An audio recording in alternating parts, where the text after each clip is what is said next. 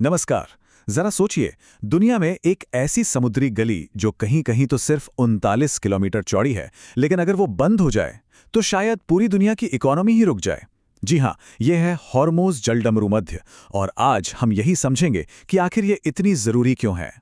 अच्छा, जब दुनिया के सबसे जरूरी समुद्री रास्ते की बात आती है तो क्या ख्याल आता है? सुएज नहर या पनामा नहर? बिल्कुल, ये जरूरी है। लेकिन क्या हो अगर हम कहें कि दुनिया का सबसे जरूरी रास्ता असल में एक ऐसा जलमार्ग है जिसके बारे में ज्यादातर लोगों ने सुना भी नहीं है? देखिए, दुनिया के व्यापार के कुछ रास्ते ना बहुत ही संक्रिय होते हैं। इन्हें कहते हैं चोक पॉइंट्स। इन्हें आप ग्लोबल ट्रेड की धमनियों जैसा समझ सकते हैं।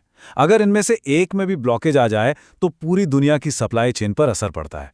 कीमतें आसमान छूने लगती हैं। और इन चोक पॉइंट्स को दुनिया की एनर्जी पाइपलाइन मान लीजिए। ये वो समुद्री हाईवे हैं जिनसे हमारी गाड़ियां, हमारे घर, हमारी इंडस्ट्रीज सबको चलाने वाला तेल और गैस गुजरता है। और इन सभी हाईवेज में जो सबसे बिजी और सबसे अहम है वो है हॉर्मुज़ जलडमरू मध्य। तो इसकी अहमियत को ठीक से समझने के लिए चलिए एक नज़र नक्शे पे डालते हैं। देखते हैं कि ये मिडिल ईस्ट में है कहाँ। तो चलिए हम शुरू करते हैं पूरब से। यहाँ पर है ओमान की खाड़ी। ये खाड़ी सीधे अरब सागर और फिर हिंद महासागर में खुलती है। और अब पश्चिम की तरफ देखिए, यहाँ है फारस की खाड़ी। इसके चारों ओर दुनिया के कुछ सबसे बड़े तेल और गैस प्रोड्यूसर देश हैं। सऊदी अरब, कतर, यूएई, ये सब यहीं हैं। और पानी के इन दो बड़े हिस्सों को जोड़ता है एक बहुत ही संकरा सा रास्ता। यही वो नाजुक कड़ी है जिसे हम हॉर्मुज़ जलडमरू मध्य के नाम से जानते हैं। तो इसकी परिभाषा बहुत सीधी है। ये वो संकरा गलियारा है जो फारस की खाड़ी को ओमान की खाड़ी से मिलाता है। इसके एक तरफ ईरान है और दूसरी तरफ हैं यूएई और ओमान। और इसकी यही ज्योग्राफी इसे इतना ज़्यादा महत्वपूर्ण बना देती है। तो ठीक है, ये ज्योग्राफी तो हमें समझ आ गई, लेकिन सिर्फ लोकेशन की वजह से ही ये खास नहीं है। इसका जो असली महत्व है ना, वो इसके आर्थिक और स्ट्रेटेजिक असर में छिपा है। सीधी सी बात यह है कि ये दुनिया के एनर्जी सप्लाई का सबसे बड़ा, सबसे जरूरी चोक पॉइंट है।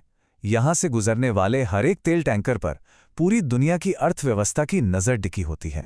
आपको अंदाजा है, हर दिन यहां से करीब करीब 2 करोड़ बैरल कच्चा तेल और भारी मात्रा में एलपीजी गैस गुजरती है। मतलब दुनिया की कुल तेल की खपत का लगभग 20%। हर 5 में से 1 बैरल तेल यहीं से आता है, जो दुनिया भर के देशों तक पहुंचता है। लेकिन जाहिर है, जब इतना कुछ दांव पर लगा हो तो खतरा भी उतना ही बड़ा होता है। हाल में हुई कुछ घटनाओं ने यह साफ कर दिया है कि ये जलडमरू मध्य कितना सेंसिटिव है।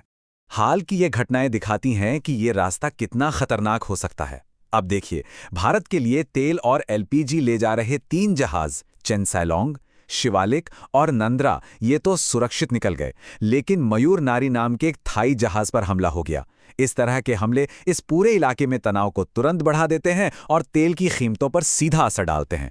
ये एक लगातार बना रहने वाला खतरा है।